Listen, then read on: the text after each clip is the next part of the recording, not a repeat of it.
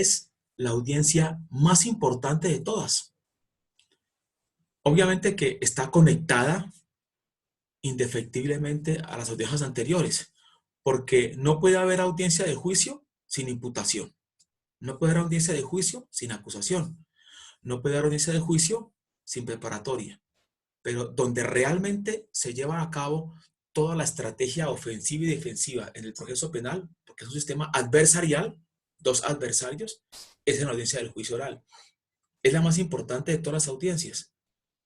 Pero bien puede pasar que en un proceso se decida evitar la audiencia del juicio oral. Eso puede pasar, claro, obviamente.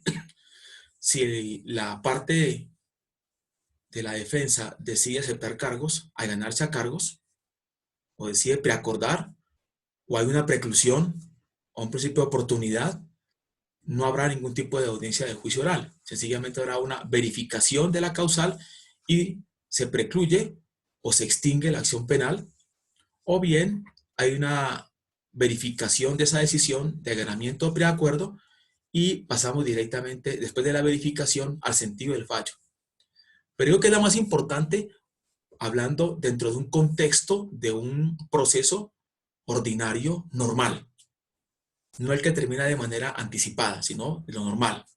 Es decir, se han preparado las partes para llegar a ese momento determinante de establecer la vida, la libertad, el quebrantarse un derecho, el haberse vulnerado un derecho.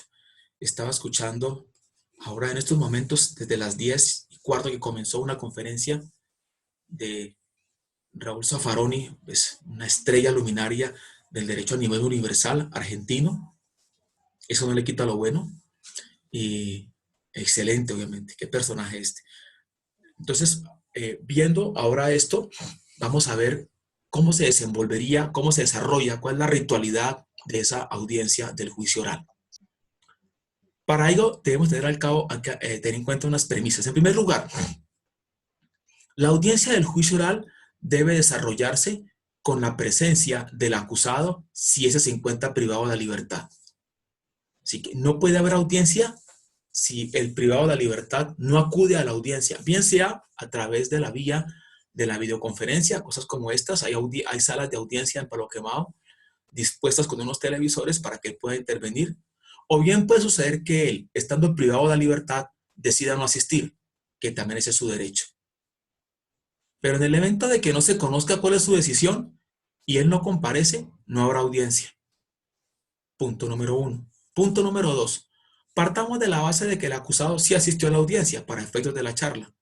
En ese evento, entonces, esa audiencia del juicio oral tiene también una ritualidad que implica el cumplimiento de la misma, de ese desarrollo por parte del juez, de las partes y demás intervinientes. Y así como vimos que hay una audiencia de acusación con una ritualidad, con un protocolo, en igual sentido lo vimos con la audiencia preparatoria, así también se da en la audiencia del juicio oral. Lo primero que se debe establecer por parte del juez de conocimiento es, obviamente, la asistencia de las partes, las mínimas para poder llevar a cabo la audiencia. Una vez hecho esto, es decir, que el juez dice en la ciudad de Bogotá a los 25 días del mes de abril del año 2020, siendo tales horas, el juzgado 50, penal de circuito, comisiones de conocimiento de apertura a la audiencia del juicio oral dentro del radicado número. Ese radicado es la misma noticia criminal inicial, el mismo CUI que hemos conocido y que no cambiará, no variará en la medida en que no haya ruptura de unidad procesal. ¿Y por qué digo esto? Es posible que a veces en la imputación o en la acusación se presentan 2 o 3 procesados y uno de ellos decide aceptar cargos o preacuerda. Con ese se seguirá la matriz, el CUI, ese número de radicado normal. Y para los que no aceptaron cargos, para aquellos que continúan con el trámite procesal, es obligación que, y el juez se lo dirá al fiscal, que busque que se le asigne un nuevo número de radicado y con ese otro número se irá hasta el final como estamos ahora. Hecho lo cual, entonces, viene la presentación de las partes, en primer lugar, de la fiscalía. En segundo lugar, vendrá la apoderada de víctima, el Ministerio Público, y luego vendrá la defensa. A veces ocurre que el juez hace unas advertencias a las partes intervinientes, bien sea antes o después de la presentación. El artículo en cuestión sobre ese punto es el artículo 366 y ruego a ustedes que miren, que tengan a mano el código en el título cuarto, juicio oral, capítulo primero, instalación, artículo 366, que dice lo siguiente. Inicio del juicio oral. El día y hora señalados en la audiencia preparatoria, el juez instalará el juicio oral, previa verificación de la presencia de las partes, lo acabamos de decir. Durante el transcurso del juicio, el juez velará porque las personas presentes en el mismo guarden silencio, si no tienen la palabra, y observen decoro y respeto. Igualmente concederá turnos breves para las intervenciones de las partes con el fin de que se refieran al orden de la audiencia. El juez podrá ordenar el retiro del público asistente que perturbe el desarrollo de la audiencia. Sobre esto de la presencia de las personas, del público en general, hay que partir de una idea que es básica, y es que existe un proceso oral y público, pero eso no es un principio absoluto, como casi que ninguna cosa en la vida, excepto la dignidad humana. De manera que en el evento de que el juez advierta que puede haber un compromiso de la seguridad, de la intimidad, de la vida, de la integridad de declarantes o de las partes, o que bien se ha dado demasiado publicidad que afecta al proceso. Ustedes han visto que en los Estados Unidos, por ejemplo, creo que ya lo mencioné alguna vez, ni siquiera se permite tomar fotografías, sino que quien quiera hacer alusión a determinado proceso, estaba viendo el caso de este señor que era como representante de actores o actrices y que presionaba para efectos sexuales a una de ellas. No se podía tomar ni siquiera fotografías, lo que tocaba tomar como una especie de dibujo al carboncillo y así lo presentaban en los tabloides norteamericanos. Entonces, si eso pasa aquí, en Estados Unidos, si eso pasa acá en Colombia, se ha presentado muchas veces en que el juez, casi que hastiado de la forma como a veces la prensa, no toda la prensa, pero aquella prensa que quiere ser amarillista, que quiere tratarlo todo bajo la premisa de que es que existe un derecho a la información, claro, pero también un derecho que debe ser limitado y se puede limitar. Se han quejado muchas veces y la Corte se lo ha hecho de una, de la otra manera, pero no han querido entender. Si se afecta al proceso, es posible que incluso haga puerta cerrada, porque hay que garantizar el proceso como tal y también a veces a las personas que hacen parte del mismo. Hecho lo siguiente, hecho esa parte, lo que sigue a continuación es que el juez, si está presente el procesado, el enjuiciado, el encausado, como se le puede llamar algunas veces, se dirige directamente a él y le dice: le quiero reiterar que usted está cobijado por unas garantías procesales, que debe saberlas usted desde el comienzo del proceso, en la imputación, que también se le recordaron en la juicio del juicio, y se lo voy a decir ahora. Usted tiene un derecho a guardar silencio, a no incriminarse. Pero también lo debo preguntar porque el código así me compele a hacerlo. Le preguntaron en la imputación si desea aceptar cargos. Le preguntaban en la acusación, en la preparatoria, perdón, en igual sentido, luego de que se denuncian los medios de prueba, si quiere aceptar cargos. Pero ahora no le va a preguntar eso, aunque el efecto es el mismo. ¿Usted cómo se considera? ¿Inocente o culpable? Y de ahí dependerá también la suerte del resto de la audiencia. El artículo en cuestión dice lo siguiente, artículo 367. Una vez instalado el juicio oral, el juez advertirá al acusado, perdón, si está presente, que le asiste el derecho a guardar silencio y a no incriminarse, y le concederá el uso de la palabra para que manifieste, sin apremio ni juramento, si se declara inocente o culpable. Mire que le van a preguntar, ¿se llegan a cargos? Es posible que se lo pregunten de esa manera. No hay ninguna afectación al protocolo ni nada de eso, pero lo correcto es decirle, ¿cómo se considera usted? ¿Inocente o culpable? Si se dijera inocente, hay que ver sobre qué se hace, o sea, o culpable, sobre qué está diciendo. Muchas veces ocurre que a una persona se le está acusando de 2 o más delitos, y él pueda que diga, me declaro culpable del delito de hurto calificado, pero no me declaro culpable del delito de homicidio. Eso lo puede hacer. Se llamaría una manifestación de carácter mixto. ¿Por qué es mixto? Porque dice sí para una y no para el otro. En ese caso, ¿qué tocaría hacer? Si la persona dice me declaro culpable y fuera un solo delito, o fueran varios, y sobre eso, ¿qué hay que hacer? Primero, verificar si tal decisión de culpabilidad, entre paréntesis, allanamiento, si allana, obedece a una decisión libre, consciente, voluntaria, sin apremio, sin ningún tipo de presión, de coacción o de error. Obviamente que si llegamos hasta ese punto, alguien podrá decir, no creo que alguien que decidió atravesar todo el proceso penal hasta la audiencia del juicio oral venga ahora a decir si acepto cargos, pero ha pasado, me pasó a mí. Pues quiero decir, cuando era juez. Dice aquí, la declaración podrá ser mixta, o sea, de culpabilidad, sigo en el artículo 367, para algunos de los cargos y de inocencia para los otros. De declararse culpable, tendrá derecho a la rebaja de una sexta parte de la pena imponible respecto de los cargos aceptados. Si el acusado no hiciera manifestación, se entenderá que es de inocencia. Igual consideración se hará en los casos de contumacia o de personas ausentes. Si el acusado se declara inocente, se procederá a la presentación de la teoría del caso. Desarrollamos o analicemos esta parte nuevamente. La persona está presente y se le pregunta cómo se declara inocente o culpable. Puede decir inocente.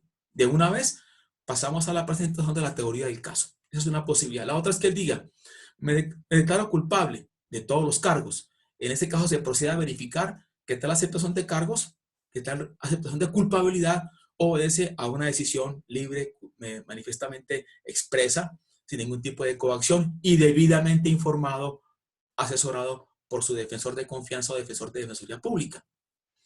Si es así, ¿qué hará el juez? Bueno, en este caso hemos verificado eso y en consecuencia vamos a dar el sentido del fallo. Este despacho, el juzgado 50 fue el que dijimos, penal circuito de conocimiento, condenará al señor tal con tal cédula por tales cargos. ¿Yo qué hacía cuando llegábamos a la audiencia del juicio oral y le preguntaba eso y estaba como dudándolo? Yo le decía, para que le quede más claro y refrescar la memoria, aunque usted debe saberlo, por favor, señor fiscal, reitérele sobre qué es la acusación. Sí, señor juez, los cargos son este y este. Ahora sí, tienen la palabra. ¿Ya le queda claro? Sí, señor. Dígame. Me declaro culpable. Perfecto. Lo hace de manera libre, consciente, voluntaria. Su abogado que está al lado suyo le explicó las consecuencias de esto. ¿Y por qué sí le explicó? Porque también debemos tener en cuenta es el tipo de delito que él está aceptando en la culpabilidad. Recuerden que, como siempre digo yo, aplican condiciones y restricciones. ¿Qué quiere decir eso? Que la persona dice, acepto cargos, pero no sabe que sobre esa pena, que sobre esa sentencia, la rebaja no será muy significativa porque fue capturada en flagrancia. Si fuera únicamente sencilla, no hubo flagrancia y el señor acepta cargos, la rebaja sería, como el artículo lo dice, de la sexta parte. Hay dos astas y hay una sexta parte. Hasta la mitad en la imputación. Hasta la tercera parte en la preparatoria. Y aquí es la sexta parte, hasta ahí. Pero como dijimos que depende del caso, depende del delito, depende de la circunstancia que fue capturado, habrá que decirle, mire señor, si la sexta parte dice el código, pero como fue capturado en flagrancia, debemos dar la aplicación por un criterio sistemático del parágrafo del artículo 301 que dice que en esos casos la rebaja será únicamente de la cuarta parte, es decir, de la cuarta parte de la sexta parte de la pena imponer. ¿A usted le queda claro eso? Y él verá si dice que no, si sí o no. Si dice que sí, perfecto. Y pasamos al sentido del fallo, que será de carácter obviamente condenatorio, hecha la verificación del caso.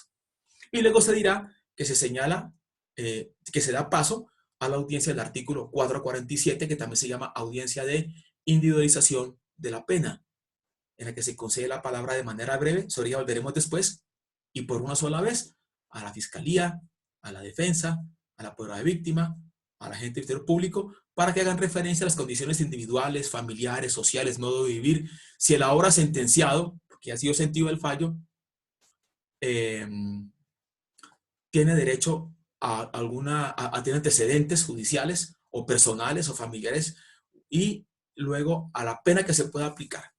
Y si se le puede conceder algún subrogado o sustituto. Y luego sí se dirá, vamos a señalar fecha para la lectura del fallo.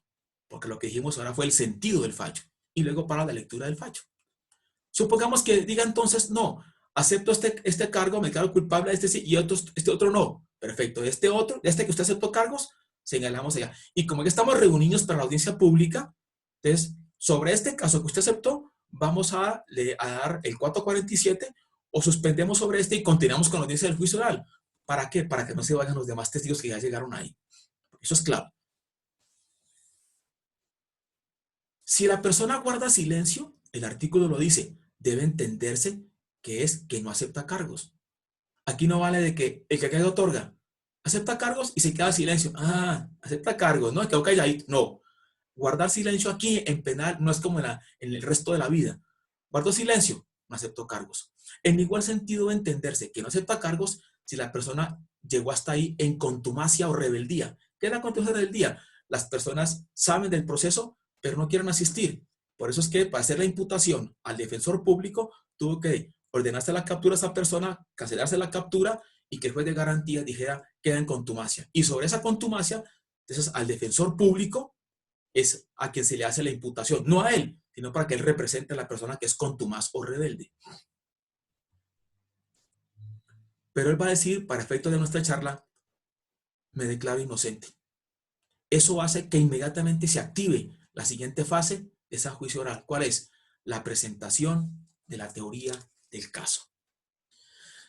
Esa presentación de la teoría del caso es obligatoria para la fiscalía y facultativa para la defensa. ¿Qué es la teoría del caso?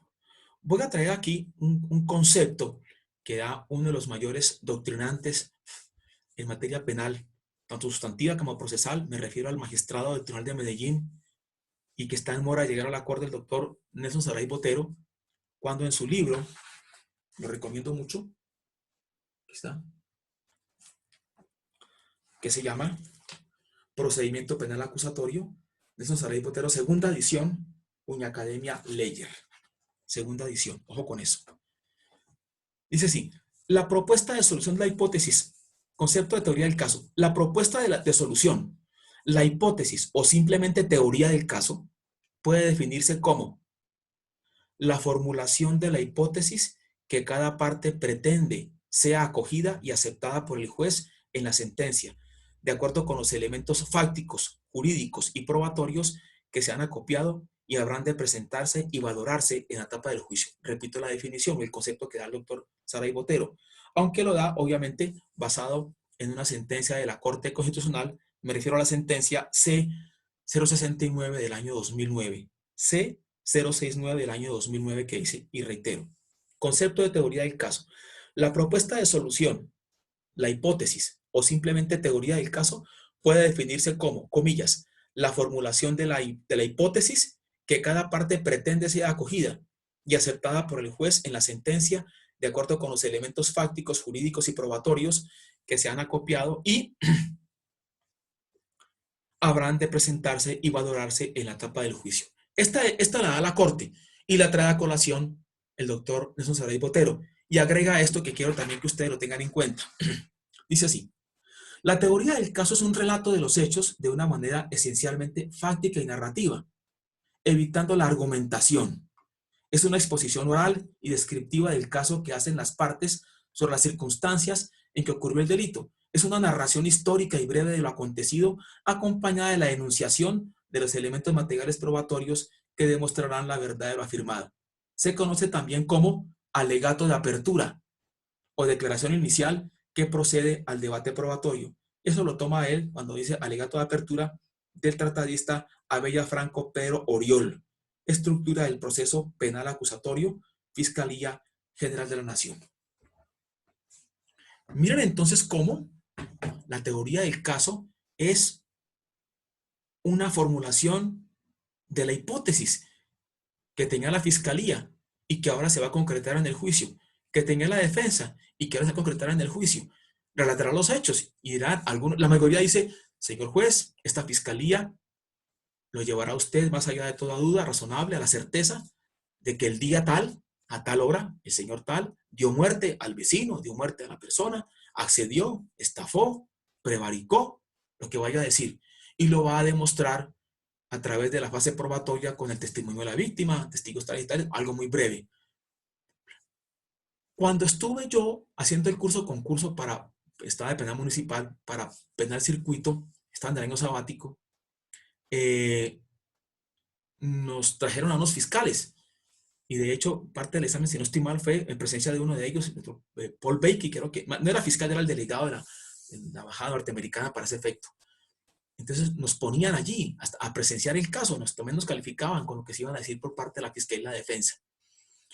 Adviértase cómo entonces esta teoría del caso es como una especie de promesa también que se le hace al juez. Mire, le voy a demostrar a usted, más allá de toda duda, que pasó esto. ¿Y cómo se lo va a demostrar? Ocurre que en la práctica, cuando todo el mundo está allí, me refiero a todo el mundo, desde el juez, partes intervinientes y también el público, la mayoría dice, por favor, señor juez, que se retiren los que están en el público para escuchar la teoría del caso. Nunca he entendido bien por qué se dice eso.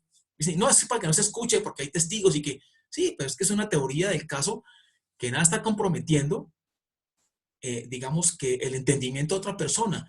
Es que los testigos, no, es que usted va a decir eso, no a través de qué le va a preguntar. Prometa lo que está diciendo. Diga cuál es su hipótesis, pero se cumple con ese requerimiento de las partes, se retira todo el público, que presenta la teoría del caso. La presenta el fiscal, pero es obligatoria para él, pero no lo es para la defensa. Para la defensa es facultativa. Entonces se le pregunta por parte del juez al señor defensor, señor defensor, ¿desea usted presentar teoría del caso? ¿Ese es su deseo, presentar teoría del caso? Algunos autores recomiendan que se debe presentar para evitar que se vea como si fuera una especie de improvisación.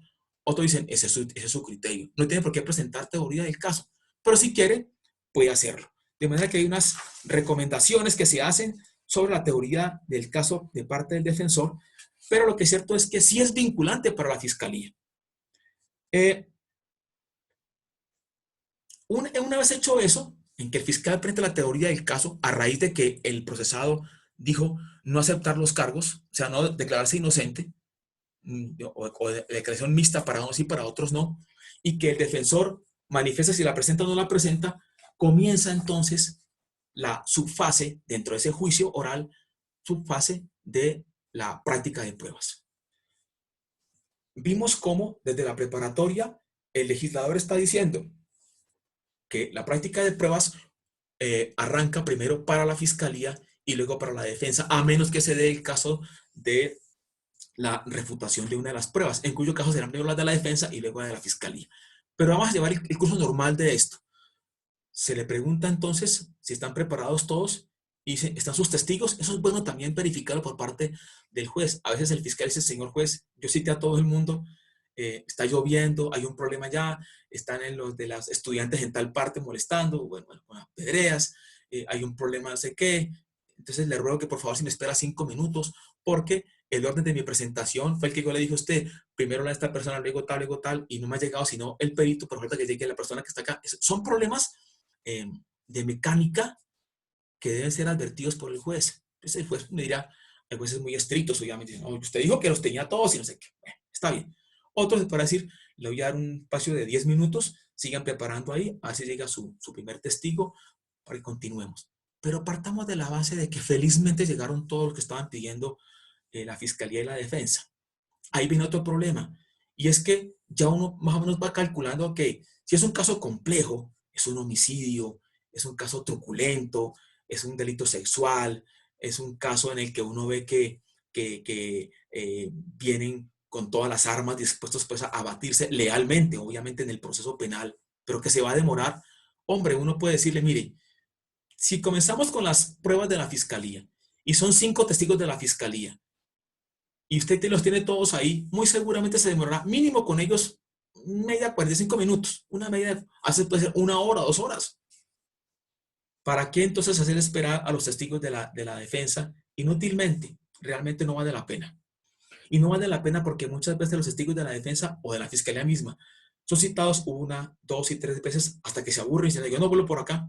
Así es, yo no vuelvo. Entonces uno sabe que, claro, los puede conducir, la norma lo dice, pero la idea no es esa. La idea es también tener un mínimo de respeto por el trabajo de los testigos. De hecho, hay empleadores que no permiten que el testigo vaya a declarar. Le toca mandar al juez entonces una citación, o si no, ir a traerlos. Una conducción, que el código lo permite y lo vemos más adelante. Sobre este punto quiero señalar una cosa, chicos, niñas, y es que hay que ser entonces consecuente y decirle, mire, ¿cuánto se demora aquí? Con cada testigo es más o menos una hora, doctor. Y son 5 testigos, se nos va casi que todo el día. Entonces, señor defensor, si usted quiere, digan a sus testigos o llámalos acá. Por favor, acérquense. Buenos días, yo soy el juez, tal cosa. Entonces, la idea es esta, que se practican las pruebas de la fiscalía y luego las de la defensa. Aquí no puede ser turno que uno suyo y otro suyo, no. Fiscalía primero y luego la defensa. Pero como quiera que vemos que han llegado todos acá, eso se va a demorar por lo menos, no sé, en el día de hoy. Entonces, les sugiero, les propongo que ustedes se retiren a sus hogares, a sus trabajos, y luego serán citados por el señor defensor para que vengan y no se los perder tiempo ahí en el pasillo, por allá. Entonces, es muy molesto en las cafeterías, para ustedes mismos y para sus hogares, entonces, en sus trabajos. La gente queda más tranquila con él, que darle un cierto manejo. Recuerden que el juez tiene esa facultad de manejar la audiencia. Eso no es ningún irrespeto. Y además, eso redunda en beneficio del propio juicio oral. Dicho lo anterior, entonces dice, bueno, ahora sí, vamos a la práctica de los testimonios. Siempre estarán con la prueba testimonial, por lo general. ¿Qué pasa con eso? Entonces, aquí viene, vamos a hacer una especie de análisis, de estudio, de pronto somero, en algunos casos más profundo que en otros, sobre los medios de prueba. Los medios de prueba que se van a practicar ahí parten de una base. La primera es que recuerden que antes de eso, en la preparatoria, se hicieron unas estipulaciones de carácter probatorio, mediante las cuales la Fiscalía y la Defensa llegaron a un acuerdo para dar por probados algunos hechos o circunstancias. Ello implica que cuando el juez dice, comenzamos con la fase probatoria, le dice al fiscal, luego de que ya todo el mundo queda claro ahí, dice, señor fiscal, por favor, dé lectura a las estipulaciones probatorias. Pareciera que cuando el juez le dice eso al fiscal, quisiera decir que solamente en la audiencia de juicio oral es cuando van a quedar establecidas claramente las manifestaciones estipulatorias sobre pruebas, sobre hechos y circunstancias. No. Es desde la preparatoria cuando el juez analizó, verificó y dio su aval, su autorización para que los hechos quedaran debidamente probados. Es en la preparatoria. ¿Qué quiere decir esto? Que en el juicio se van a leer las estipulaciones que fueron aceptadas desde la preparatoria. ¿Por qué digo esto? Porque ha ocurrido que llegan fiscales o defensores nuevos a señalar que la estipulación probatoria X, que fue aceptada por su predecesor, eso afecta a su cliente o afecta a la fiscalía y que en consecuencia no la avalan, como si fuera que la estipulación probatoria tuviera vida a partir del juicio oral. No, desde la preparatoria. ¿Qué hay que decirle entonces? ¿Y qué se le dice? Esos son aspectos que son preclusivos. ¿Qué quiere decir? Que se ocluyen, que se cierran. En el momento en que en la preparatoria se dijo que la estipulación probatoria tal se refería a que la fiscalía y la defensa daban por probado o por cierto tal cosa, y el juez dice perfectamente eso es así, ahí quedó. No puede llegar un nuevo fiscal o un nuevo defensor a hacer una nueva disquisición sobre si es válido o no. Eso no se puede hacer. Cosa distinta es que ya en ese momento en que el fiscal va a leer, porque casi siempre llevan las estipulaciones probatorias por escrito, las que pactaron la preparatoria, y que por cada estipulación va una hojita, un formatico. Cosa distinta, repito, es que las partes digan, señor juez, tenemos también otros hechos que queremos estipular. Genial, maravilloso. ¿Y por qué genial, maravilloso? Porque eso va a redundar en una dinámica.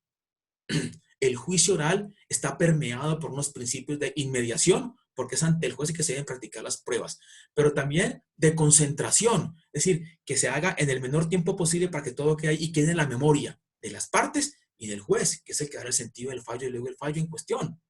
A veces se dilatan tanto, se suspenden tanto las audiencias, que es un juicio que se puede demorar 2, 3 años. Lo sé, lo he sufrido. Entonces, en este caso hay que hacer, bueno, como se estipó este hecho, entonces, según eso, señor fiscal, algunos de los testigos que usted iba a traer sobre esto ya no van a declarar. Efectivamente, ¿quién no va a declarar? Tal. Entonces, uno ya tiene su seguimiento. Cada uno tiene su planchita ahí, van a testificar, va uno tachando y dice, este ya no va a testificar, eso va a cortar la cosa. Entonces, por favor, dé lectura a la estipulación probatoria.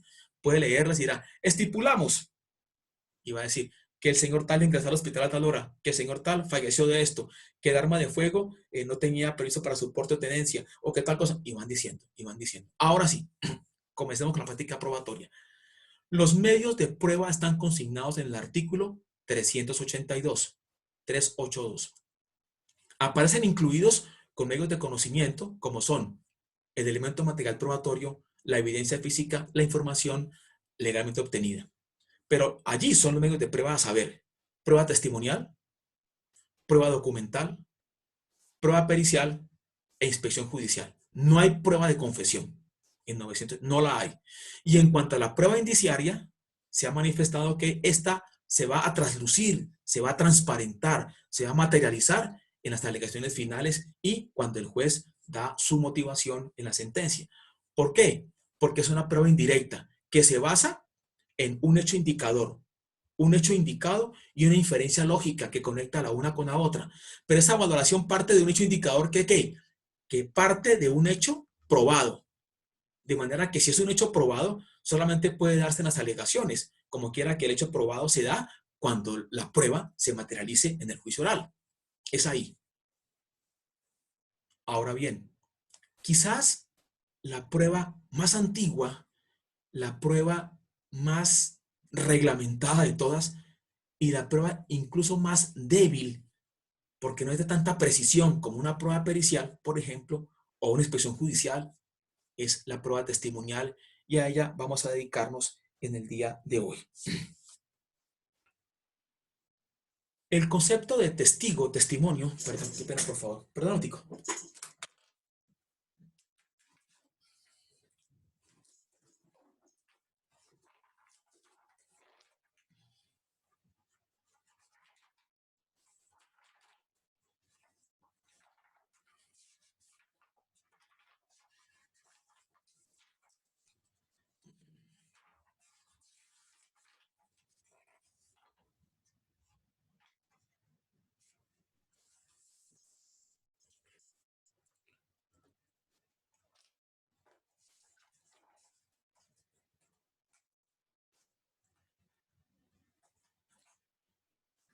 Gracias.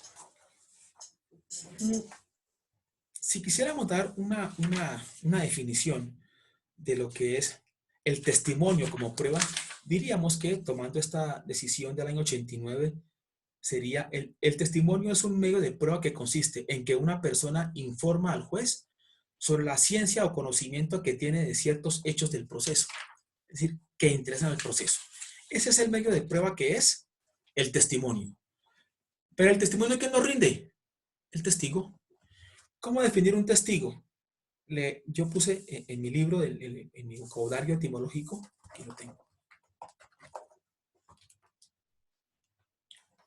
Dice testigo.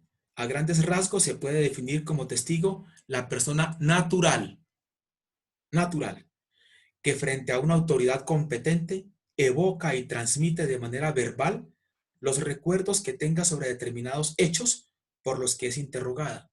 Sala de Casación Penal, sentencia 24 de enero de 2007. Siendo ponente, ya no es magistrado, muy buen magistrado además, el doctor Sigifredo Espinosa Pérez.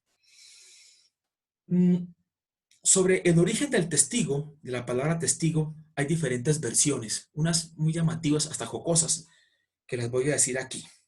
Permítame que yo lo diga.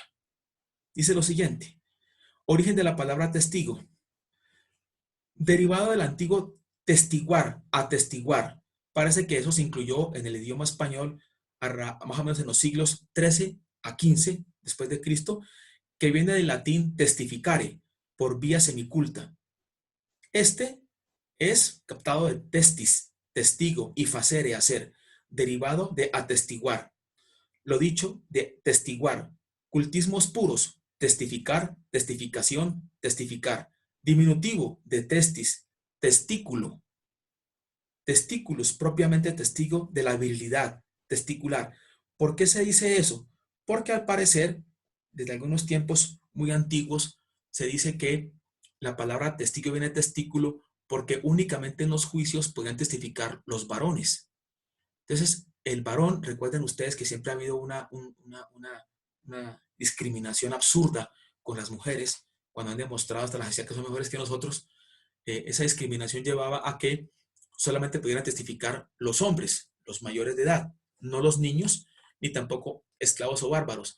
Y el hombre testificaba sobre su virilidad. Entonces, se ubicaba frente a la comunidad, que era la que tomaba la decisión, tomaba su mano, se la ponía en los testículos y sobre esa virilidad era que él testificaba y decía. Entonces, otros dicen que realmente no es cierto, que eso venga el doctor tratadista, es periodista colombiano, Manuel Dresner, dice que realmente eso no es así. Otros dicen que sí es cierto, que puede venir de testículo, porque en la Biblia, al parecer, en algunos pasajes en el Antiguo Testamento o veterotestamentario, se dice cuando alguien le dijo a otro una cosa y como no lo cree, dijo, pon tu mano debajo del entremuslo, como diciendo, ponga la mano en los testículos y como digamos, juramente que usted tiene que es así lo que usted me está diciendo. Esa es básicamente de dónde viene la palabra testigo, de testis, de evocar, lo que dice la corte acá. Es decir, una persona natural, no jurídica, sino natural, que frente a la autoridad competente evoca y transmite de manera verbal los recuerdos que tenga sobre determinados hechos por los que es interrogada. Pero el concepto de testigo en Colombia y a nivel universal no puede circunscribirse únicamente a lo que sería el testigo común. Vimos desde la preparatoria que hay diferentes tipos de testigos. Hay testigo ordinario, el común, hay testigo perito o simplemente perito, hay testigo de cargo, hay testigo de descargo, hay un testigo que puede ser de acreditación. De hecho, el mismo autor al que venimos haciendo referencia, me refiero al doctor Jesús Saray Botero, trae una especie de cuadro donde él señala cuántos tipos de testigos hay. Y dice, última por acá, permítame por favor, que habla de diferentes tipos de testigo, que son testigo perito, testigo ordinario y tengo que a la mano. Testigo perito. No lo encuentro aquí a la mano. Sigamos. Lo cierto es que existen diferentes tipos de testigo. No es lo mismo testigo de acreditación que un testigo directo. No es lo mismo testigo de oídas que un testigo que realmente fue el que recibió la noticia directamente o que la percibió. Pero independientemente del tipo de testigo que sea, ese testigo ya fue decretado. ¿Y por qué digo eso? No se pueden discutir aspectos de validez de las pruebas ya con el juicio. No es que ese testigo, eso está viciado, eso es ilícito. No, eso ya se decide al final en las alegaciones finales. Pero aquí no se puede decir el documento es falso, que no, eso ya se entra en el torrente probatorio, se hace la valoración y luego se dice el testigo es amañado, el documento es falso, pero no se puede retirar una prueba cuando ya fue decretada en la audiencia preparatoria. Eso debe quedar claro, porque muchas veces llegan a la audiencia del juicio oral a hacer eso. Pero cuando llegan los testigos, hay que tener en cuenta por ejemplo, la edad del testigo. ¿Y por qué la edad del testigo? Porque una cosa es que el testigo tenga 12 o más años de edad y otra que sea menor de 12 años para efectos del juramento. ¿Qué quiere decir eso? Que es obligación que el juez le tome juramento a los testigos. Es costumbre de algunos jueces, yo no lo hacía así, pero es costumbre y eso es válido, obviamente, que cuando van a testificar 5 personas o 6 personas y están todas afuera, le dice uno, por favor, que sigan todos los testigos y se ubican ahí en el despacho, en la sala, y los jueces hacen un juramento colectivo. Entonces está el micrófono, se reúnen todos alrededor del micrófono y te dicen, señores, esto no es una cuestión de una gracia que ustedes le conceden al Estado, es su obligación testificar, porque es una obligación declarar. Entonces han sido llamados como testigos. Y les quiero decir de la importancia de su declaración. Hay que decirles, esto es importante porque el Estado lo que busca es establecer, esclarecer los hechos, en este caso concreto. De manera que usted tiene un compromiso con la verdad. Y por ello también les debo preguntar si alguno de ustedes tiene algún tipo de compromiso, de familiaridad con alguna de las partes. ¿Tiene usted un compromiso? Sí, no es que yo soy el esposo. Ah, ya hablamos con usted. ¿Todos están bien? Perfecto. Entonces, les quiero advertir que el Código Penal señala el artículo 462, si no estoy mal, 442, sobre el delito de falso testimonio, según el cual el que, persona natural, en actuación judicial o administrativa, bajo la gravedad del juramento, falte la verdad o la oculte total o parcialmente, incurre en prisión de 6 a 12 años. ¿Eso les queda claro? Sí, señor juez. Por favor, levanten la mano y al micrófono. Sí juro. Sí juro, sí juro, sí juro.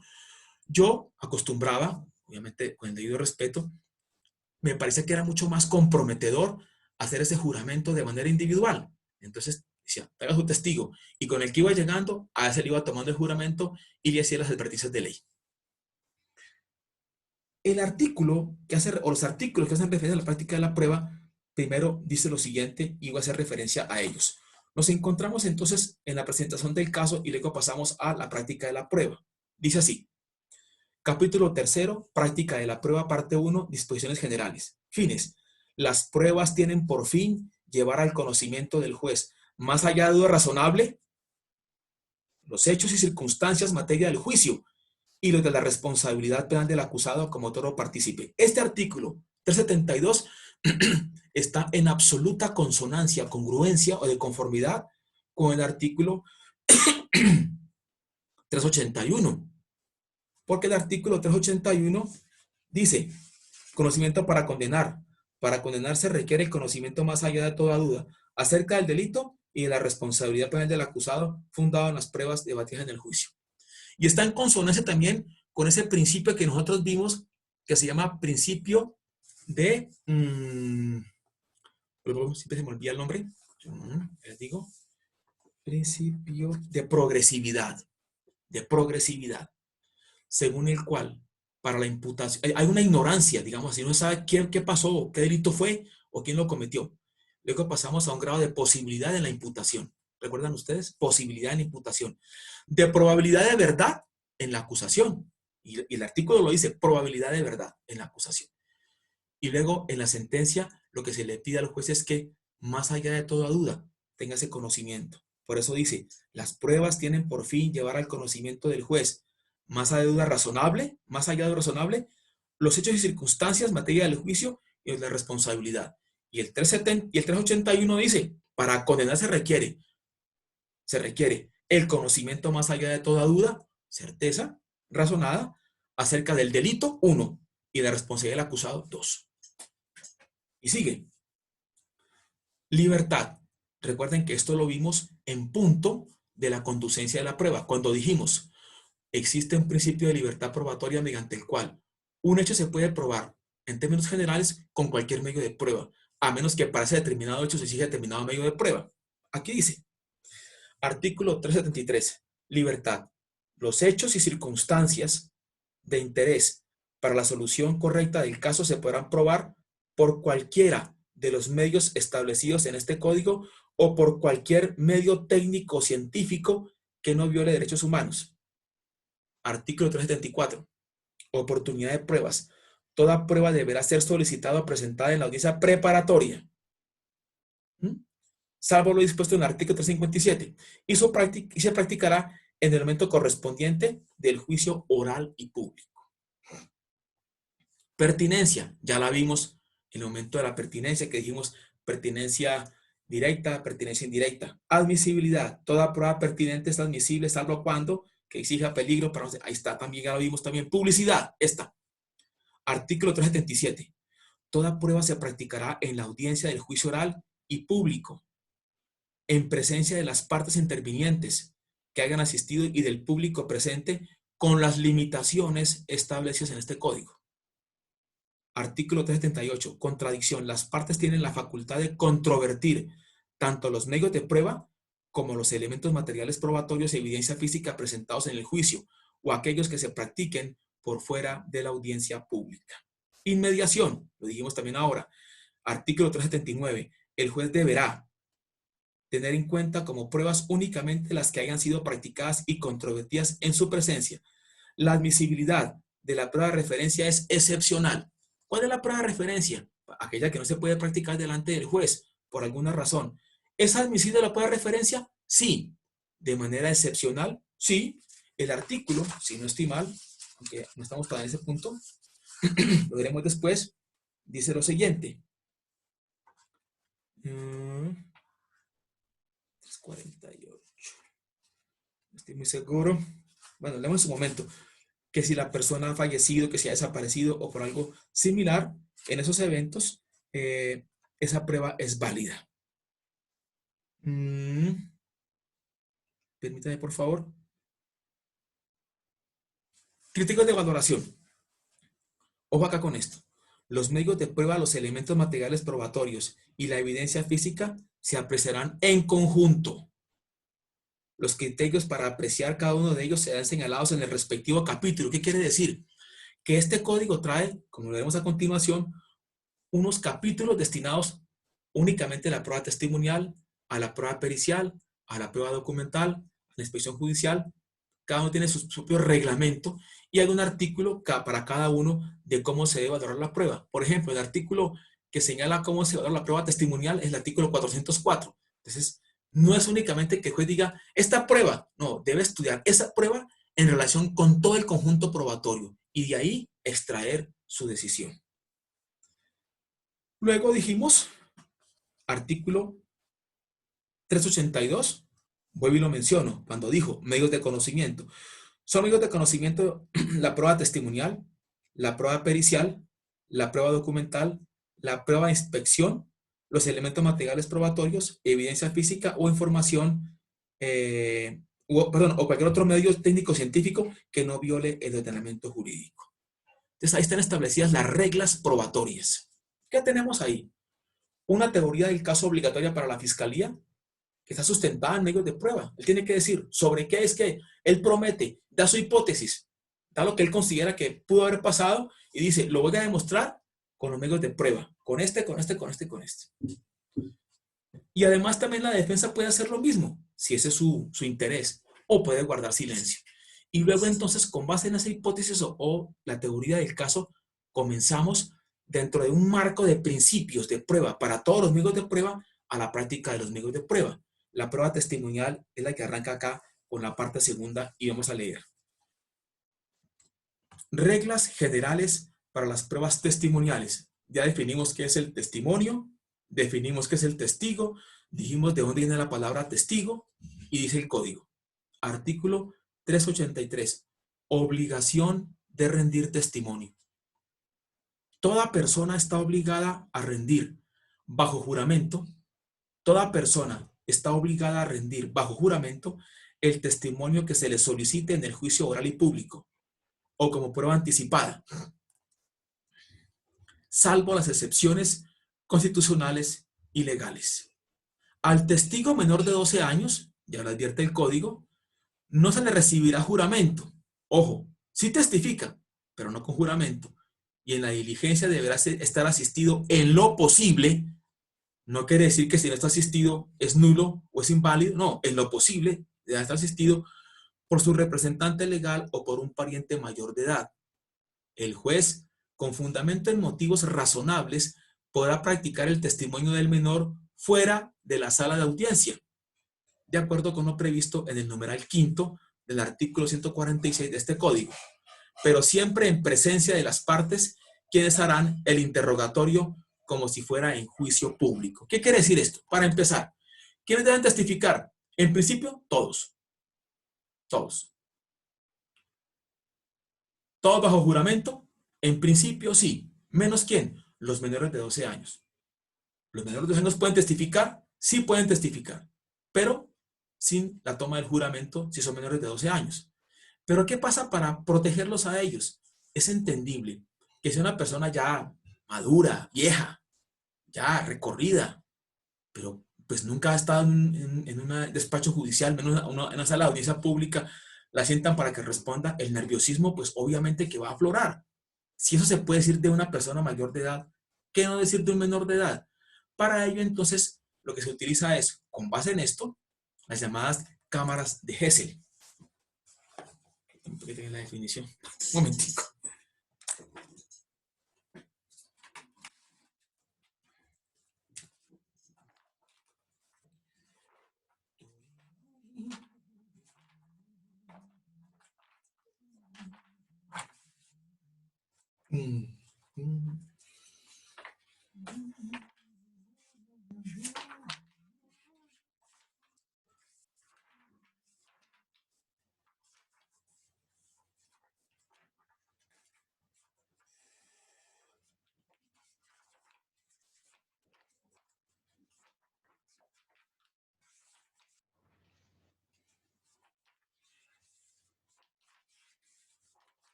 Les decía, y nuevamente ofrezco disculpas, que como trata de un menor de edad, ¿qué hay que hacer ahí?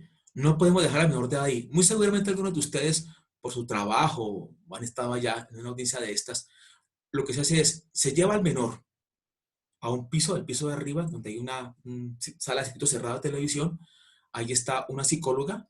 Por lo general, al lado del menor está lo que dice la norma, un representante, un familiar, una persona mayor de edad, para darle tranquilidad y para velar por su seguridad y porque todo está acorde a derecho. Y la psicóloga se pone el micrófono, perdón, los audífonos, y luego al menor y le va indicando qué es lo que se está dando en la sala de audiencia. En la sala de audiencia, donde está el juez, las partes, para esos efectos, siempre, siempre es prudente y es obligatorio sacar a la gente del público cuando va a declarar un menor. Entonces, está el menor, estamos en la sala de audiencia, vemos el televisor y ahí está el menor que está en una sala. Y entonces el juez dice, por favor, se presenta la señora psicóloga. Sí, señor juez, mi nombre es tal, psicóloga tal, adscrita a la fiscalía, perfecto. O al centro de servicio, lo que sea. Muy bien. Por favor, pregúntele al menor por eso, sus iniciales. X, perfecto, muy bien. ¿Cómo te llamas tú? Nada, listo. Eso es muy tierno, no ni eso es ahí. Y luego le dice, bueno, pregúntale cuántos años tiene. ¿Cuántos años tienes tú? Dice, tengo 12 años. Ya se le puede tomar el juramento. Entonces, por favor, póngale los audífonos, perdón, y el juez le dice, hola, ¿cómo estás? ¿Cómo te ha ido? En el lenguaje pues, formal. Y le dice, mira, esta es una declaración, tú estás solito allí y queremos que te comprometas así de la verdad, ¿de acuerdo? ¿Sí te comprometes? Sí, señora, listo. Por favor, pásale nuevamente los audífonos a la señora psicóloga. Y la psicóloga lo va llevando ahí. Es en una cámara que se llama cámara de Gesell. ¿Qué es una cámara de Gesell? Voy a leerlo acá. Dice así, una sentencia de Sala de Casación Penal, 13 de febrero del año 2008, compone el doctor Alfredo Gómez Quintero. Dice, cámaras de Gesell son salas de apoyo logístico a las actividades de investigación. Hacen parte de la planta física del laboratorio de psicología. Desde el punto de vista didáctico, el trabajo en la cámara de Gesell permite entrenar a los estudiantes en la evaluación psicológica a través de diversas técnicas de entrevista, observación, sistematizada, Desde el punto de vista investigativo, puede servir como apoyo tanto al operador judicial en el proceso de elaboración de tesis para obtener registros confiables. Otra dice, las cámaras de Gesell son salas dispuestas para este tipo de diligencias de investigación, y va diciendo así. Y dice por acá, lo que se trata es de propiciar al niño un ambiente amable en el que supere los temores que lo apenan, que lo entristecen, y de esta manera puede expresar la versión de los hechos con connotaciones de legalicidad. Sentencia del Consejo Superior de la Sala de Casación Penal, también Alfredo Gómez Quintero, del año 2009. ¿Qué tenemos ahí entonces? Unas salas especiales donde va a testificar esa persona, ese menor. Pero también hay una ley, me tengo aquí a la mano porque tengo mucha cosa, una ley que está protegiendo a las mujeres, una ley que le permite a las mujeres no confrontar a la persona que están denunciando ellas por maltrato, por tentativa de genocidio, violencia intrafamiliar, y que de pronto pueden verse afectadas por esa presencia física. Para ello, entonces, también se puede llevar a cabo esa declaración así de esa manera porque la ley lo permite. Es una protección que se hace a las mujeres. Miren ustedes entonces que no es de poca monta la prueba testimonial. No es que me presenté, vine acá, declaro y me voy. Hay que hacer un protocolo de seguridad y también de protección para esa persona. Dice ahí que están todos obligados a rendir testimonio, excepto el que tenga las excepciones de ley. Ya vamos a leer las excepciones de ley. Artículo 384. Después de este leemos las excepciones. Medidas especiales para asegurar la comparecencia de testigos. Si el testigo debidamente citado se negara a comparecer, el juez expedirá a la Policía Nacional o cualquier otra autoridad orden para su aprehensión y conducción a la sede de la audiencia. Su renuencia a declarar se castigará con arresto hasta por 24 horas, al cabo de los cuales, si persiste su negativa, se le procesará.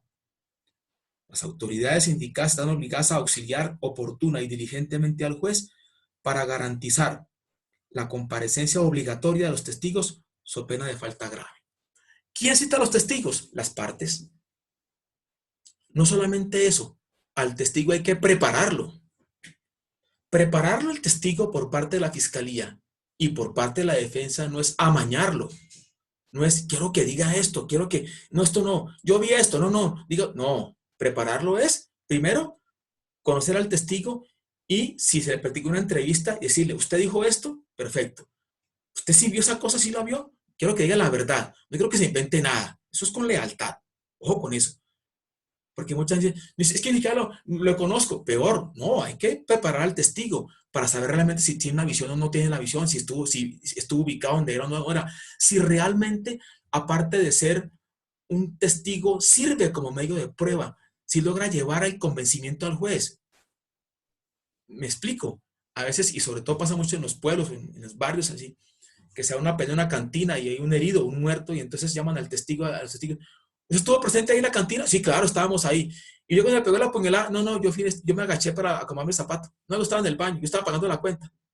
No, hay que mirar que realmente ese testigo tiene una evocación de lo que realmente sucedió. Eso es preparar, no es amañarlo.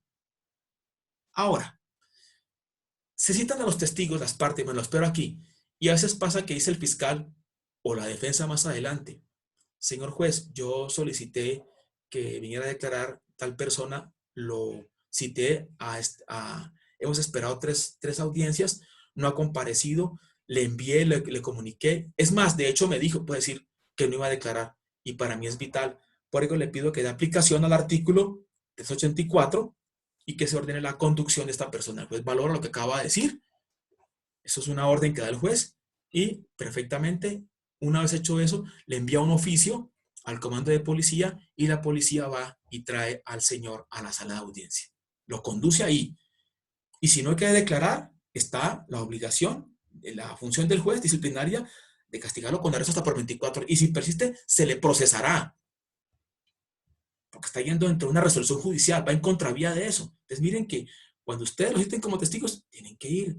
Es una obligación legal. Ahora, no todos, siendo testigos de un hecho, están obligados a declarar. Ojo, no todo el que sea testigo está obligado a declarar. ¿Dónde está eso? Está aquí. Artículo 385. Cuando dice, excepciones constitucionales, porque eso está en la Constitución, nadie podrá ser obligado a declarar contra sí mismo o contra su cónyuge, compañera o compañero permanente o parientes dentro del cuarto grado de consanguinidad o civil o segundo de afinidad. El juez informará sobre estas excepciones a cualquier persona que vaya a rendir testimonio, quien podrá renunciar a ese derecho. ¿Me explico? Va el testigo allá, lo siento, dice, eh, por favor, nos da su nombre completo, número de cédula, mi nombre está tal, perfecto. ¿Tiene usted un grado de parentesco, familiaridad con el señor acusado? Sí, cómo no, es mi esposo. Bueno, mi señora, entonces le debo señalar que hay un artículo que dice que nadie puede ser obligado a declarar contra sí mismo, contra su cónyuge. Por eso le voy a preguntar, ¿usted desea testificar? ¿Sí o no? No quiero testificar. Por favor, se retira. De una, se va, su derecho. Yo no le puedo decir, ¿cómo así? ¿Y por qué no va a testificar? Cuénteme. No, ese es su derecho. Está incluido aquí y se va. Supongamos que dice, sí, quiero testificar. Perfecto. Entonces, como quiere testificar, le quiero decir que eso es una decisión suya. Ya le pregunté que si quiere testificar o no, que sí quiere testificar, pero le quiero recordar que si usted llega a mentir dentro de este proceso u oculta de manera total o parcial la verdad de los hechos, y se llega a demostrar eso, usted puede estar incursa en el delito de falso testimonio. ¿Qué dice? Y se lo leo, o se lo lee el juez. ¿Eso le queda claro? Sí. Porque mucha gente dice, no, yo quiero testificar. No obstante que se le preguntó si quería o no, porque era su derecho. Y luego dice, no, es que como es mi esposo, no. Si es su esposo, pues no declara. Ese es su derecho, váyase. Pero si se va a quedar, no puede mentir. Debe cumplir con la obligación de rendir un testimonio veraz, leal. Porque si llega a mentir, se le pueden causar porque usted no tenía obligación de rendir testimonio y vino quien fue a mentir. Perfecto. Pero además hay otras. Dice, el juez informará sobre estas excepciones a cualquier persona que vaya a rendir testimonio, quien podrá renunciar a ese derecho. ¿Quiere renunciar al derecho de no declarar? Renuncia al derecho, voy a declarar. Ah, listo. Ahora, son casos de excepción al deber de declarar las relaciones de abogado con su cliente. No está obligado a declarar. Es como que hay una comunión íntima entre el cliente y su abogado. Médico con paciente. Psiquiatra, psicólogo o terapista con el paciente. Trabajador social con el entrevistado. Clérigo con el feligrés. Cuando dice clérigo se refiere a los sacerdotes, a los rabinos, a los apóstoles, a no sé qué, de todas las iglesias o sectas que haya, que son respetables todas. Entonces, que eso entonces no va a testificar. Contador público con el cliente, periodista con su fuente, investigador con el informante. Miren todo lo que se da entonces a raíz de la prueba testimonial. ¿Qué pasa si hay un impedimento para testificar, para concurrir? Más que para testificar, para concurrir.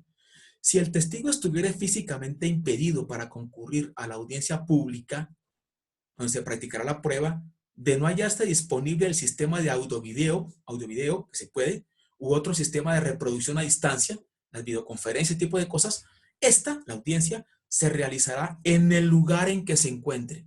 Miren cómo el Estado va entonces allá para que pueda testificar. Pero siempre en presencia del juez, obviamente, y de las partes que harán el interrogatorio. El testigo que no permaneciera en el lugar antes mencionado injustificadamente, porque dijo pues que estaba enfermo, incurrirá en arresto hasta por 15 días, previo trámite, sumario y oral, o en multa entre 10 y 100 salarios mínimos legales mensuales vigentes. Ahora, vienen también otro tipo de testigos, que son los testigos especiales y el testimonio de agente diplomático, que es una cosa también seria. Testimonios especiales. Artículo 387.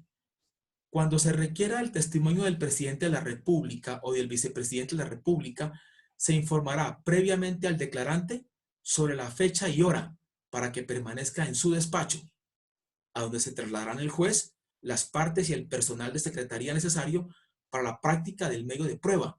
Se observarán en ello las reglas previstas en este capítulo. Obviamente, por la dignidad del cargo, no me faltaba. No es cualquier persona, un presidente y el vicepresidente. Artículo 388. Testimonio de agente diplomático. Cuando se requiera testimonio de un ministro o agente diplomático de nación extranjera acreditado en Colombia o de una persona de su comitiva o familia, se le remitirá al embajador o agente respectivo por conducto del Ministerio de Relaciones Exteriores nota suplicatoria para que si lo tiene a bien, concurra a declarar o permita que la persona solicitada lo haga o acceda a rendirlo en sus dependencias. Miren ustedes el trato que se debe dar para testigos que pertenecen a una embajada. No es obviamente menor. Y esto obedece a que, por ejemplo, ustedes lo saben más que yo, la embajada de Canadá en Bogotá es Canadá en Bogotá, es Canadá. Uno pisa la embajada de Canadá y está en Canadá. Eso quiere decir. Y además hay un respeto absoluto. La carrera diplomática tiene una cantidad de vericuetos y de normas de respeto y de antigüedades y de cosas que obviamente que no pueden tampoco soslayarse por parte de los procedimientos. Ahora vamos a un punto interesante que es el juramento. Todo testigo debe prestar juramento, menos el menor de 12 años, ya lo vimos. La norma en cuestión dice lo siguiente: juramento. Toda autoridad a quien corresponda tomar juramento amonestará previamente a quien deba prestarlo acerca de la importancia moral, como les dije en un comienzo de la charla, y legal del acto, y las sanciones penales establecidas contra los que declaren falsamente o incumplan lo prometido, para lo cual se leerán las respectivas disposiciones. Acto seguido se tomará el juramento por medio del cual el testigo se compromete a decir toda la verdad de lo que conoce. El juramento en materia penal de declaración no es, como algunos creen, o como pasa en las películas, que ustedes ven, sobre todo las películas norteamericanas, que son muy buenas además, muy entretenidas. Llega el testigo, el asistente le pone la Biblia, él pone la mano izquierda sobre la Biblia y levanta la mano derecha. Aquí no hay Biblia, y no la hay porque es entendible y se debe respetar todo tipo de creencias o no creencias, porque también hay gente que es atea. Lo que no puede faltar es el juramento. Van a llegar allá a decir, entonces, por favor, ya que le hemos indicado a ustedes la importancia de su testimonio, a usted le quiero decir que se le va a tomar juramento. Entonces, antes de eso le voy a decir, y le lee el artículo. El artículo en cuestión, ya lo voy a leer, es el siguiente, que ya lo dije, pero para que quede más claro, vamos a proceder a su lectura cuando dice artículo 442. Es uno Si se lo sabe de memoria, pues se lo dice, y si no, coge el Código Penal y dice, ya que usted dice que quiere declarar, le debo decir lo siguiente. El título 16 del Código Penal, libro segundo, dice, delitos contra la eficaz y recta impartición de justicia. Falso testimonio. El que en la actuación judicial, y yo le decía, como esta, o administrativa, bajo la gravedad del juramento, ante autoridad competente, falte la verdad o la calle total o parcialmente, incurrirá en prisión de 6 a 12 años. ¿Le queda claro? Sí, señor. Levante la mano derecha. Juro sí, el juramento. Puede que alguien diga, yo no voy a tomar juramento, porque es que yo soy ateo. No, esto no es una cosa religiosa, es un compromiso moral y legal que tiene usted frente al Estado colombiano.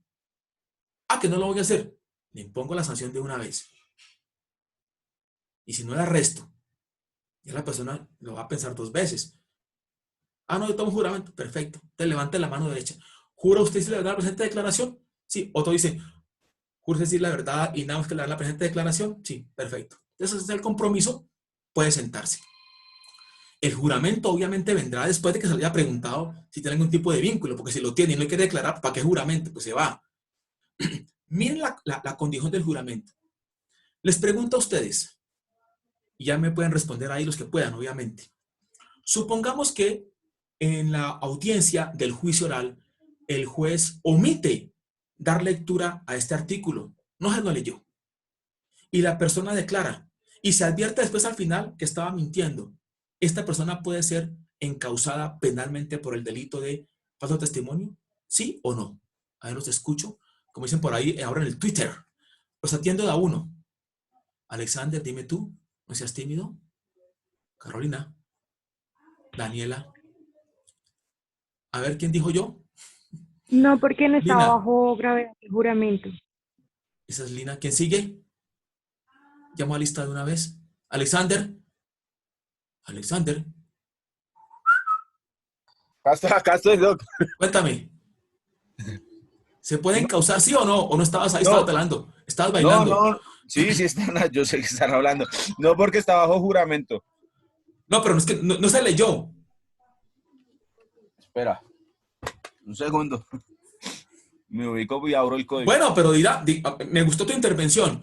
Supongamos que no se le recibe el juramento y se lee el artículo. Doctor, nos ha preguntado. Diego, Ahí no entraría, digamos, que el desconocimiento de la ley no es excusa. sí, vamos a verlo ahora. Entonces, En el ponle caso de cuidado, Pablo. no se le toma el juramento. No se le toma el juramento. Y se Sí. lee el artículo. Carolina, ¿qué dice? Daniela, Jenny, Julián, Lina. Doc, el no haberle hecho la advertencia no, digamos, lo puede excusar de Sí, decir la pero verdad. lo que digo es que no se le tomó juramento. ¿Se puede o no se puede encausar? ¿No se le presumiría la buena fe? ¿O ¿Quién habló ahí? sí. Carolina. Hola, mi Carolina, ¿cómo vas? Bien, sí, señor. Listo. A ver, ¿quién más? Jenny Paola, Lemus Jiménez. Una falta al debido proceso. No, la pregunta mía es, si el juez en la audiencia pública advierte de esto, mire que el artículo dice esto, no le toma el juramento, ¿lo puede encausar después por bajo testimonio, sí o no? Yo digo que sí. A ver, ¿quién más? ¿Quién dijo yo? No escucho. Última intervención. ¿Quién dijo yo? ¿Los demás no están? Digo que no, porque no se le hizo claridad del juramento. Bien, la respuesta sería esta. Recuerden que existe para todo tipo penal una tipicidad, ¿sí o no? Hay tipicidad objetiva y tipicidad subjetiva. La tipicidad objetiva incluye un sujeto activo, un sujeto pasivo, una conducta por acción o por omisión. Pero además incluye una cosa que se llaman elementos normativos y descriptivos. El juramento es un elemento normativo. Entonces, ¿qué pasa aquí? Que si a la persona no se le toma juramento, no se le puede encausar penalmente porque dice, el que bajo la gravedad del juramento falta un elemento del tipo penal. No podría ser. ¿Listos? Pero el testimonio puede ser valorado sin ningún tipo de inconveniente, pero como no se le tomó juramento, no puede ser encausado por este delito. Ahora, Pero continuemos con la práctica después del juramento. Ahora sí viene el examen del testigo, el examen. Esta parte es interesante porque viene lo que todos hemos dicho muchas veces de cómo sería el cruzado. Artículo 390, examen de los testigos. Los testigos serán interrogados uno después de otro. ¿Qué quiere decir eso? No es en montonera. A ver, ¿qué dice usted como en conferencia o esos que se llaman ahora foros o seminarios, que una rueda ahí? No, no, no. En el orden establecido por la parte que los haya solicitado. Primero serán interrogados los testigos de la acusación, los de la fiscalía, y luego los de la defensa. Y dice, antes de iniciar el interrogatorio a un testigo, el juez le informará de los derechos previstos en la Constitución y la ley. Ya le dijimos eso. Y le exigirá el juramento en la forma señalada en el artículo anterior. También ya se dijo. Después pedirá que se identifique con sus nombres y apellidos y demás generales de ley. Quien pregunta eso es el juez. Su nombre completo, por favor, ya está juramentado. ¿A qué se dedica usted? ¿Dónde reside? Generales de ley. Y luego sí, le da la palabra al fiscal para que interrogue. Debo aclarar una cosa. En la práctica a veces pasa que llegan los testigos y va a declarar un testigo y de pronto los otros se sientan en la parte de atrás como a mirar ahí, a colgar jeta, como dicen, a ver qué va a pasar. No, señor. Los testigos deben ser interrogados de manera separada. ¿Para qué es eso? Para evitar que se estén comentando o comunicando cosas. No, sepárenlos. Sepárenlos. Lo otro es esto. ¿Será posible que una persona que haya testificado, o mejor, que aún no haya testificado, se pueda quedar en la audiencia? Sí. He dicho, regla general. Cuando un testigo va a testificar de un grupo de 5 o 6, todos se deben retirar, menos el que va a declarar. Y ahora pregunto, ¿será posible que una persona que vaya a testificar, que aún no ha testificado, pero que va a testificar, se pueda quedar ahí? Sí. Son dos excepciones. La primera es, bueno, son tres, diría yo. La primera es, se puede quedar ahí sin haber testificado, pero eso es su derecho, la víctima. Segundo, se puede quedar ahí sin haber testificado todavía aún el investigador, que es el que sirve para colaborar con la investigación. 2. Y el acusado, porque recuerden que el acusado puede testificar. 3. Los demás tienen que retirarse, pero se les dice, por favor, no se comuniquen entre ustedes, aunque a veces pasa que el tipo sale aquí y corre a decirle, mire, entonces evitar ese tipo de contactos. Y a partir de ahí, de ese momento, se le concede la palabra al fiscal para que comience el interrogatorio. En ese momento, hay que tener en cuenta que existe una técnica para interrogar. Se llama así, el interrogatorio directo, el contrainterrogatorio, el redirecto y otra vez el contrainterrogatorio. ¿Quién comienza a preguntar? Con el directo, el que pidió la prueba. Y como estamos hablando de que los testigos fueron pedidos primero por la fiscalía, que están a practicar esos, comienza la fiscalía a preguntar de manera directa. Preguntar de manera directa, ¿qué quiere decir? Que se pregunta con las siguientes expresiones. ¿Quién? ¿Cuándo? ¿Cómo? ¿Dónde? Eso es. No se permiten preguntas sugestivas que sugieren la respuesta. No se hacen preguntas como argumentativas, que el fiscal dice, entonces usted estuvo allá cuando tal cosa, y el tipo, sí señor. O sea que el fiscal ya dice todo y el otro responde, sí señor. No se puede hacer preguntas intimidatorias. No se puede hacer preguntas que afecten la intimidad, el honor, la dignidad del testigo. ¿Quién debe estar atento a eso? La contraparte, la defensa. La pregunta es, ¿quiénes pueden objetar preguntas argumentativas, tendenciosas, preguntas que son especulativas? ¿Quién puede hacer eso? ¿Quién se puede oponer con las objeciones? 2 personas ahí, que son la defensa y el Ministerio Público. No puede la víctima objetar preguntas. De hecho, tampoco puede preguntar la víctima. No puede la víctima objetar preguntas. ¿Quién puede objetar? La defensa y el Ministerio Público.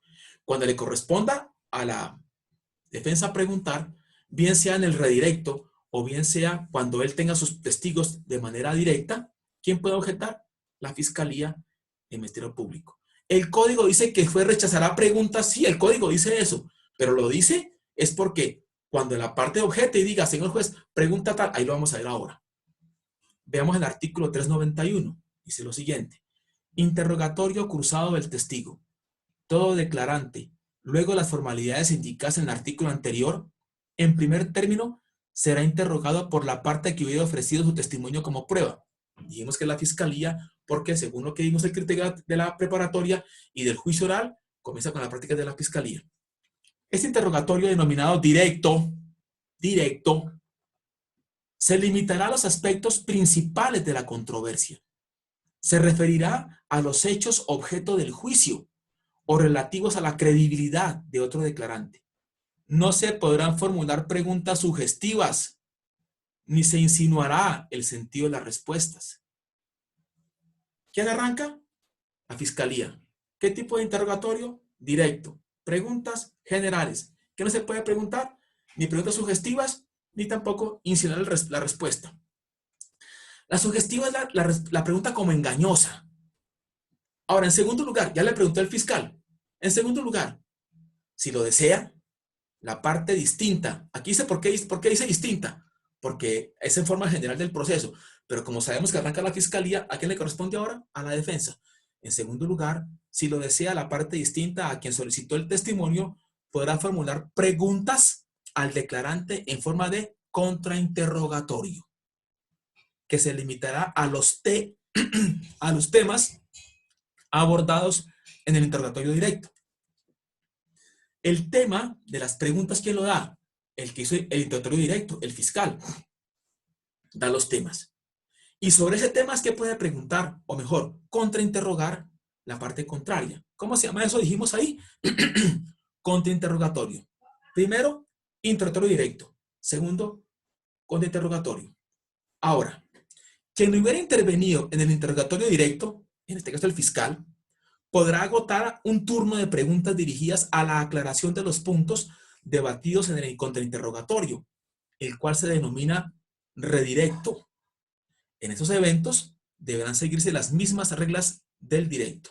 Y finalmente, el declarante podrá ser nuevamente preguntado por la otra parte si considera necesario hacer claridad sobre las respuestas dadas en el redirecto y sujeto a las pautas del contrainterrogatorio. ¿Quedó claro? Ya sé que no. Se practica la prueba testimonial con las características y formalidades ya mencionadas. ¿Quién comienza a preguntar? El artículo dice, comienza a preguntar el que haya pedido el testigo, obviamente. Pero como estamos en el juicio oral y el artículo, la norma está diciendo que primero se practican las pruebas de la fiscalía, comenzamos con el fiscal primero preguntando. Ahora, cuando acaban los testimonios del fiscal y las pruebas de la fiscalía y comencemos con las pruebas de la defensa y arranca testigos de la defensa, ¿quién comienza a preguntar? La defensa. ¿A quién? A sus testigos. O al testigo común, que ya mencionamos. Sería así. Interrogatorio directo. Contrainterrogatorio. Redirecto. Y otra vez contrainterrogatorio. Algunos lo llaman recontrainterrogatorio, pero eso no es como ustedes quieran decir. Repito. El primero se llama ¿cómo? Interrogatorio, y ahí está diciéndolo. Directo. Directo. Luego, ¿cuál sigue? Contrainterrogatorio, el de la contraparte. Luego, ¿cuál sigue? Redirecto. Y otra vez, contrainterrogatorio. ¿Quién comienza para preguntar? En este caso, el que pidió el testigo. Y como arranca la fiscalía, ¿quién comienza a interrogar? La fiscalía. ¿Quién sigue? La defensa. ¿Quién otra vez? La fiscalía. ¿Y quién termina? La defensa. Así que el último que pregunta siempre es el que no pidió el testigo. Cuando le toque al defensor con sus testigos, ¿quién arrancará? El defensor. ¿Quién sigue? El fiscal. Luego el defensor, luego la fiscalía. No es que estén obligados a contrainterrogar, no. Si el defensor dice, con lo que dijo ahí, me es suficiente, señor defensor, su testigo. Otros dicen, señor defensor, para contrainterrogatorio, hay cosas que dicen así. Yo decía, señor fiscal, comience con el testigo. Ya a saber eso. Señor defensor, luego, señor fiscal, luego, señor defensor. Si el defensor dice, con lo que él dijo me es suficiente, de hecho me ayuda a mí, o no me interesa lo que el tipo está diciendo, ¿para qué me desgasto? Yo no estoy obligado a hacer el contrainterrogatorio.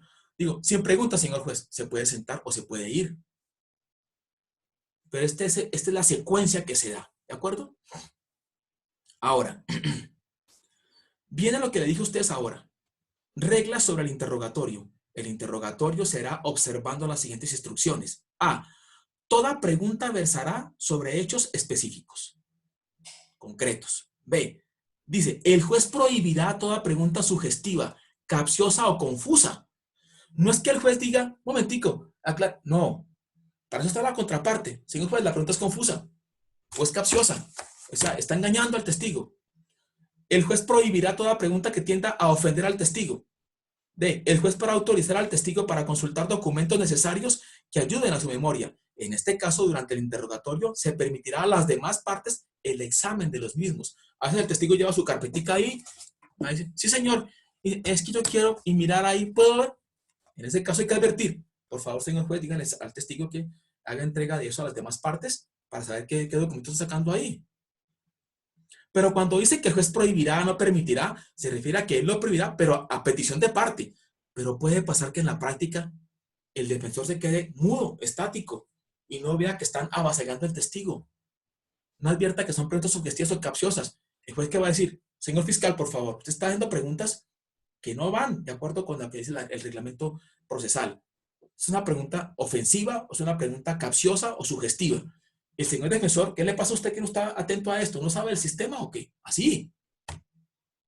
Y le advierto, no sigamos cosas. Y usted más pendiente de las preguntas que le hacen al testigo. Esté atento, señor defensor. Y continúe. Hay que estar en eso. Pero se supone es que el quien hace la objeción, objeto, señor juez, pregunta sugestiva, es la contraparte. No le toca al juez. Pero no le queda de otra, pues el juez tiene que intervenir. Decir, momentico, poner orden a la cosa. El juez excluirá toda pregunta que no sea pertinente. El juez intervendrá con el fin de que el interrogatorio sea leal y que las respuestas sean claras y precisas. Artículo 393. Reglas sobre el contrainterrogatorio. Dijimos que hay primero un directo. Luego viene el contrainterrogatorio, del que no pidió el testigo, en este caso el de defensor.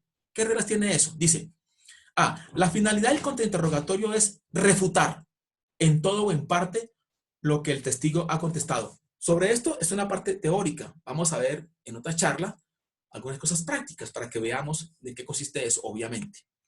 B. Para contrainterrogar se puede utilizar cualquier declaración que hubiese hecho el testigo sobre los hechos en entrevista, en declaración jurada, durante la investigación o en la propia audiencia del juicio oral. El testigo deberá permanecer a disposición del juez durante el término que éste determine, el cual no podrá exceder la duración de la práctica de las pruebas, quien podrá ser requerido por las partes para una aclaración o adición de su testimonio de acuerdo con las reglas anteriores.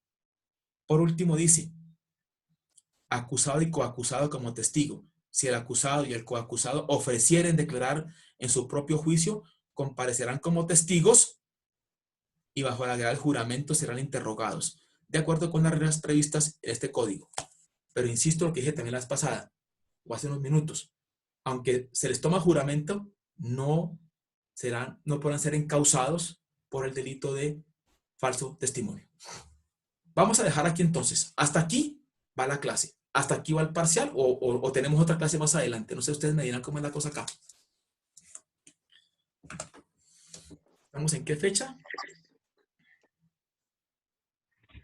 Sigue el parcial, profe. Gracias. Perdón un momentico. Está mi apoyo aquí. Vamos a ver qué pasó con mi cuate.